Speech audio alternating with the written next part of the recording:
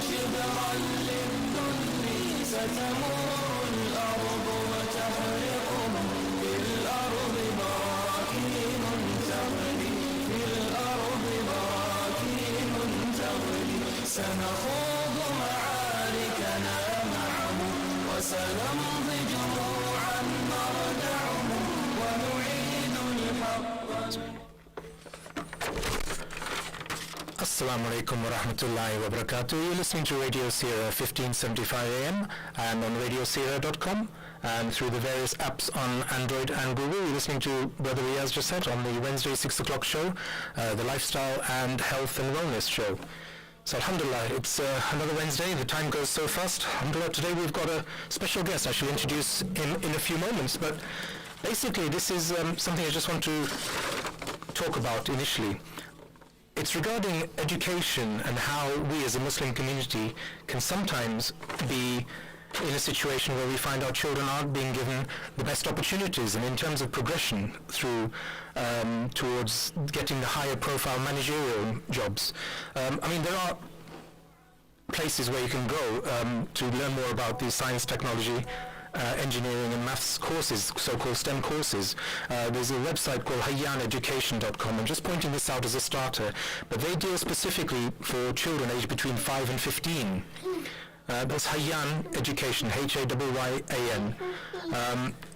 The company is based online, but you can actually access them. They've got an open day on October the 2nd at Churchgate, the retreat.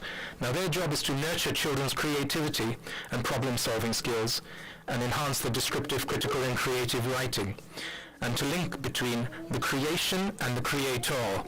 But what happens after the age of 15? What support is there for Muslim children, individuals, and how are we, as a community, assisting them? Now, our children are losing their guidance, and as our Prophet ﷺ said many a time, خَيْرُ النَّاسِ أَنْفَعَهُمْ لِلنَّاسِ. The best of the people are the ones who are best to the people themselves. Now, we need investment in our Muslim community, and it's our right and obligation to do this. And we've got our Amir from the Ihsan project. I'd like to introduce Brother Abid. Now, Brother Abid has extensive experience in youth, charity and community work.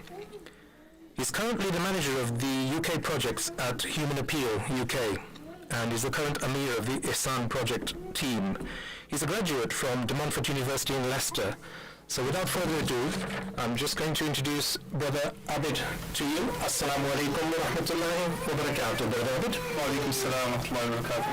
How are you, brother? Very well, thank you. Alhamdulillah. Thank you for having us. Alhamdulillah, our paths have crossed. I've seen you in many Human Appeal venues, so we have met before, and I'm glad that you're here today. You've taken the invitation to come and talk about the Ihsan project. That's right, alhamdulillah. Thank you for having us on, and it's a pleasure to be here with you, and of course, pleasure to have cross paths with you again, mashallah. Alhamdulillah, that's good. So, the Ihsan project, how did it come about? Why did you feel there was a need for this particular project? The Ihsan project is a relatively new idea, a relatively new project that started last year. So what we find through some of the studies that I've done on the Muslim community is a disproportionately high unemployment rate, and a Muslim community, particularly the Bengali communities, the Pakistani communities, having disproportionately high unemployment rates, and young Muslims, through interactions with them, through the youth work that we are involved in, we typically find young Muslims feeling at times lost, with no real direction, not really knowing what they're aiming for, and on the back of that, on the back of those concerns, some brothers last year decided it was time to take action, it was time to do something about that, and the Ihsan project was born out of that concern. and the idea was to try and support young Muslims, give them or guide them to some extent in terms of giving them some direction, and also help them in their career paths in the long run, inshallah. Alhamdulillah, that's a very noble cause for you guys to get involved in. And obviously this particular project, the Ihsan project, is something which you guys have decided to do without recourse to any funding. It's all totally voluntary, I assume? Yeah, so it started off and it continues to be a completely volunteer-led organization project, with the sole intention of supporting Muslims, as I said, giving them some guidance, inshallah. Alhamdulillah. And the team that's behind the Ihsan project, I've been told that you're the Amir, but I've looked on the website as well. Alhamdulillah, I think there's quite a few individuals there, brothers and sisters, all accessible? Yeah, so we have a fantastic group of brothers and a couple of sisters, mashallah, from diverse backgrounds in terms of education, in terms of their careers themselves. We have chemical engineers, a brother who specializes in IT, a sister who works as a teacher. So there are diverse backgrounds there, with the intention, of course, to be able to deal or to liaise with youth who want to go into different fields and different career paths, inshallah. Inshallah. And you are taking calls, are you, today for individuals who may want some limited practical advice? I understand you do sessions where you can actually have proper 20-minute sessions with individuals. Yeah, definitely. I mean, for us, we want as many young Muslims as possible to make use of our services. We talk about the services being free, so the services are very easily accessible through our website, theihsanproject.com. Anyone who Googles the Ihsan Project will come across the website and they can get in touch with us. But as I mentioned, the aim is to try and get as many young Muslims as possible involved, seeking the services that we have to offer. Ultimately, as I mentioned, we have brothers and sisters with a wealth of experience in different career paths, different fields, and we want young Muslims to make use of that. And you mentioned coaching. So coaching is, of course, one of the services that we have. We run events, and we have done in the past as well, where we go through some of the basic questions pertaining to employability skills, interview skills, and so on. And we want to be able to support young Muslims with those employability skills, and also support young Muslims further, as you mentioned, through mentoring, which is the 20-minute sessions that you mentioned. Alhamdulillah, that's good. And we're taking calls if any individuals want some limited advice today on Leicester 3848786, or just want to find out a little bit more about the Ihsan project. And this is open to all Muslims, everyone over the age of 16, even professionals who wish to progress further in their career path. Is that correct? Yeah, anyone really. The target audience at the start was 16 to 25 or 30, but then we found Muslims who are a little bit older who still wanted some help in terms of support with CVs and personal statements and so on. And we are open generally to all Muslims who seek our advice and our services. And we're happy to help anyone. Alhamdulillah. And we're accepting texts and WhatsApps as well on the number 07305 828 531. That's 07305 828 531. And the studio call-in number is Leicester 3848 786. Inshallah, in a few moments we're going to get Brother Imran and Sister Suhoor also to dial in, and they're also from the Ihsan project in a couple of minutes. So we're going to get some further input from them as well. Is that right, Brother Abid? It is right, yes. So Brother Imran and Sister Suhoor are both part of the Ihsan project. They are valuable members of the project itself. Brother Imran is, in fact, one of the co-founders of the project. And they've been supporting young Muslims as and when we've had requests come through. They've led on some of the events that we do.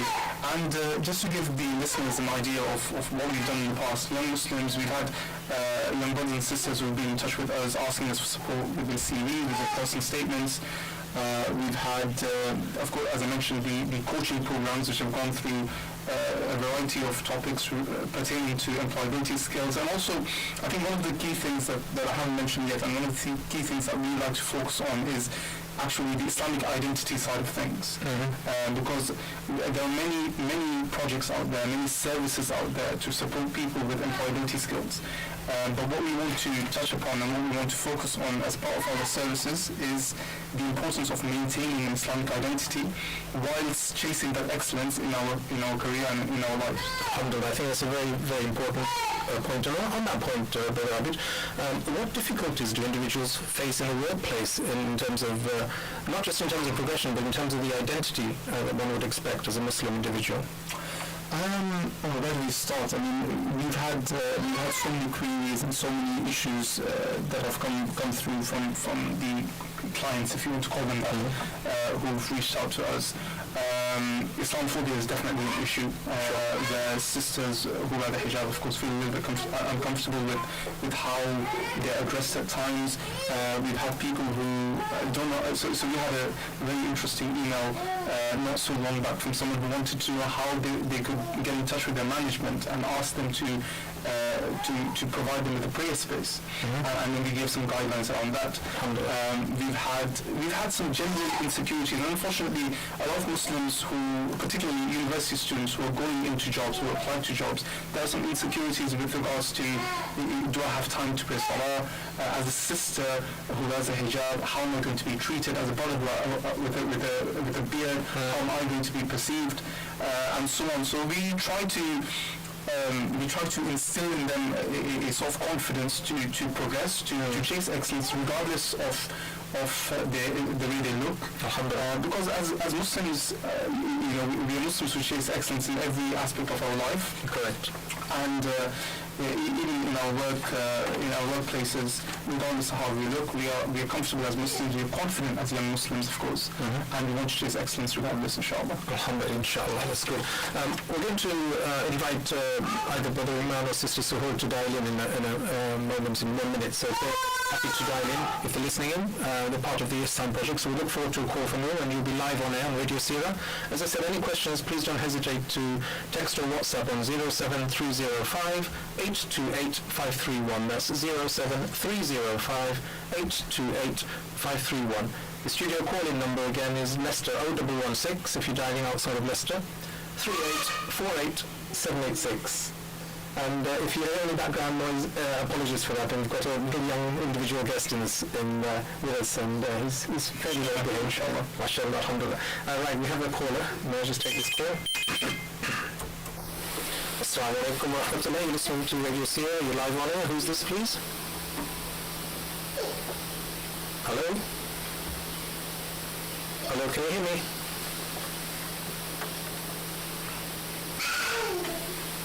Hello? No, unfortunately that call didn't connect for some reason. Please do call back in, caller, and inshallah we'll try and connect you again. Anyway, we were talking about progression, and it's very important as Muslims. The level of Islamophobia you mentioned, you touched on, is something which I wasn't aware of in terms of a major criterion, but it seems to be an issue nowadays more so than not. Unfortunately, yes. I'll just take this call straight away, David. Assalamu alaikum wa rahmatullahi wa barakatuh. Hello?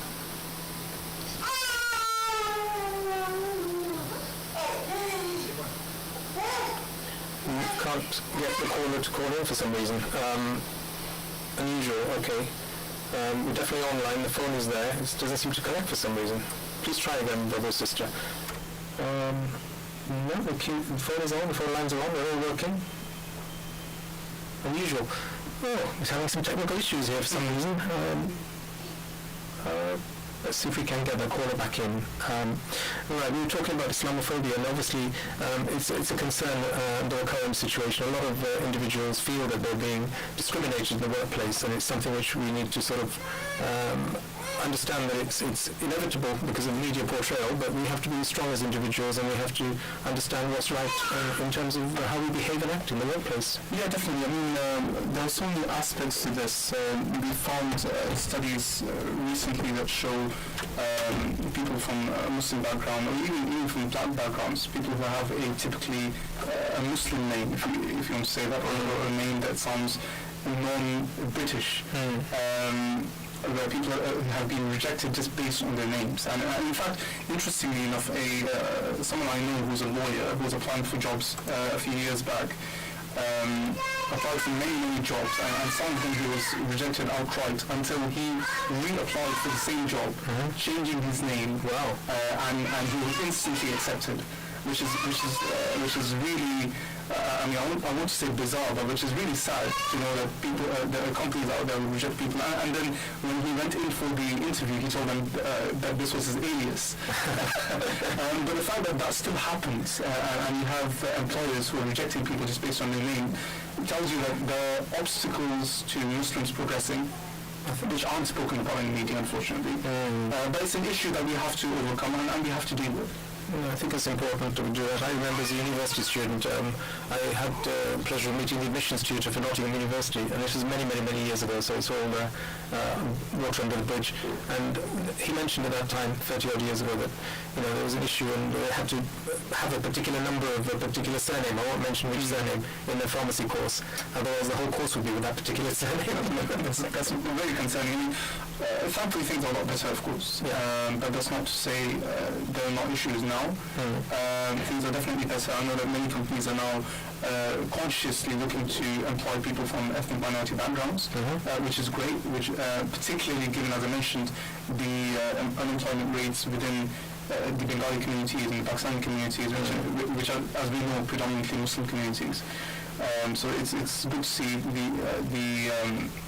the progress that's been made. I think that's important. And many times you get the negative aspects of how Muslims are overrepresented in prison, for example, or in terms of recently one of the imams sent out a WhatsApp, I don't know if you saw it, the number of drug-related issues that are happening in Tower Hamlets, and they're disproportionately all Muslim. We have to support individuals through all walks of life, be they just in terms of social issues or academic issues. It's important to make sure that we are up there with everybody else in the right way. I think to balance that, something we don't do enough is focus on the success stories in the Muslim community. Correct. There are many. And people have excelled, brothers and sisters have done a phenomenal job in their respective fields and careers, and we know so many. So when we talk about our mentoring service, we have a portfolio of brothers and sisters who are there to support young Muslims who call through, who want that support. And these are brothers and sisters who have done exceptionally well in their careers. These are academics, these are doctors, engineers, professionals in different fields, teachers and so on, who've done exceptionally well, who are what we talk about in terms of ihsan, who've achieved excellence in their fields. And who are proud of their Muslim identity. They identify as Muslims and they proudly do so. Exactly. I mean, a quick story. I'm waiting for a phone call, inshallah, from either brother or sister. But a quick story regarding a Syrian brother who came as a young child from Syria 3 years ago, could not speak a word of English. Oh yes. I don't know if you heard it on Radio Leicester. I've got it. If you want a copy, I'll give it to you. And alhamdulillah, within 3 years from not speaking a word of English, he got 9 A stars GCSE. Wow. And this is the sort of excellent stories we need to promote and say, hang on a minute, look, we are capable with all the best. We need to promote our Muslim ethos as well, and understand that we can be in these top managerial positions as well. Yeah, definitely. And also I think for the parents who are listening, it's important to know that your children can do exceptionally well. It's about giving them that guidance and giving them some focus and something to aim towards. Because one of the concerns, when we talk about ihsan and achieving excellence and doing well in whatever people want to do, one of the main things we need to look at is what are people aiming towards and what's their aim in life. That's it. Alhamdulillah, let's try and Bismillah. Let's see if this connects. Assalamu alaikum. Assalamu alaikum wa rahmatullahi wa barakatuh. Wa alaikum salam. How are you doing? Alhamdulillah. Is that better now? Yes, it is. Alhamdulillah. You're speaking to Riaz. You're live on air with you, sir. I'm just going to get Brother Abid to introduce you, and we can have a three-way conversation, inshallah. Yes, so Brother Imam is, as I mentioned, a crucial member of the Ihsan project. He's one of the co-founders, and he is a chemical engineer, mashallah, who's done exceptionally well in his relatively young career as well. And he's someone who supports us in supporting young Muslims who access our services. Alhamdulillah. So Brother Imran, all yours. I mean, just a general start-off point. How did you get into the project, and how do you sort of liaise with the rest of the team and promote the Ihsan project? Yes, so as Bilal said, I was one of the co-founders who decided to create this project and help drive it through and put time and effort into it. I think the key driver for us was personal experiences that we had and challenges that we saw when we were attempting to build and forge our own careers. Challenges in terms of deciding right at the beginning, what A-level courses to do, what university courses to choose, and then the impact of the choices we make at A-level and university in terms of what career we essentially go on and forge. And then once you're at the career, all the challenges that the lab has talked about already, how do you navigate to create what you can essentially class as a successful career depending on what your success is. So that was essentially the reason why we got involved, put it together, created the team, and alhamdulillah, as the lab has touched on, we've done amazing work over the past year, worked with so many students across a wide range, and worked with actual professionals who already have careers that just want to progress and propel forward, depending on what avenue that they're looking at. So from what you're saying, Badruman, it seems to be that obstacles that you may have had during your studies or the rest of the team have actually highlighted the need for this particular project. Is that correct? Absolutely.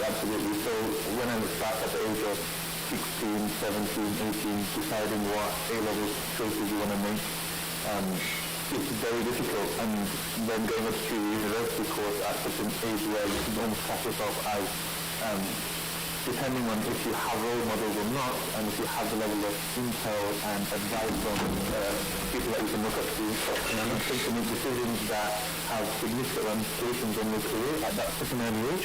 Indeed, what we attempt to do as the Ihsan project and the whole idea behind it is bridge that gap, provide that advice, provide that intel and information, so someone at the age of 16, 17, 18 can make a clear, informed choice of what they want to do, and then going forward in your career, how you navigate certain situations in the workplace itself. Alhamdulillah. So what sort of background do these people come from? Is it all of the UK, or do you have any international students ringing you up or emailing you? Well, at the moment we're very much predominantly based in the UK. We did that almost purposely because our network and our knowledge ourselves of the UK system is very strong. As we know, when you're in the US or somewhere in Europe, the academic systems are slightly different and nuanced, and we didn't want to provide advice that potentially wouldn't be as beneficial. Whereas in the UK, we know what the academic system is like, we know what the work environment potentially could be, and our teaching network is in the UK. However, that doesn't say that we're only supplementing the UK. Alhamdulillah, we've got really ambitious plans of where we want to get to, and the whole idea is to help as many people as possible, right? So, alhamdulillah, there's nothing stopping between. Good, Jazakallah. Anything else you'd like to add on the Ihsan project, or in general, any more advice for parents? No, again, like I said, please reach out to us. As Abid said, we're a free service. Reach out to us, connect with us, attend our coaching services and coaching events that inshallah will be planned, and Abid could probably provide more information on that. Inshallah. We're here with you. I mean, this is the beauty, brothers and sisters listening out there. The Ihsan project is a free service. It's based mainly of all professionals from different backgrounds, and they're happy to give their time and their energy to promote the growth in the Muslim community through professionalism and through development to take on the higher roles in management. This is your opportunity to progress. I mean, if you're listening as a parent, do encourage your children to go onto the website ihsanproject.co.uk, is it? The ihsanproject.com. My apologies. The ihsanproject.com. IHSAAN. The ihsanproject.com. And touch base, send an email, or was that how you want to do it? So if you go onto our website, you can contact us via the website. Our email address is info@theihsanproject.com. You can also message us on WhatsApp, so you can contact us via the website on WhatsApp as well. And really, this is just an encouragement for brothers, sisters, the young brothers and sisters who might be listening, but also the parents who have young sons and daughters who are looking to go into university, who are looking perhaps to go into apprenticeships, or maybe they are undecided on what they want to do in terms of their careers. Guide them to the Ihsan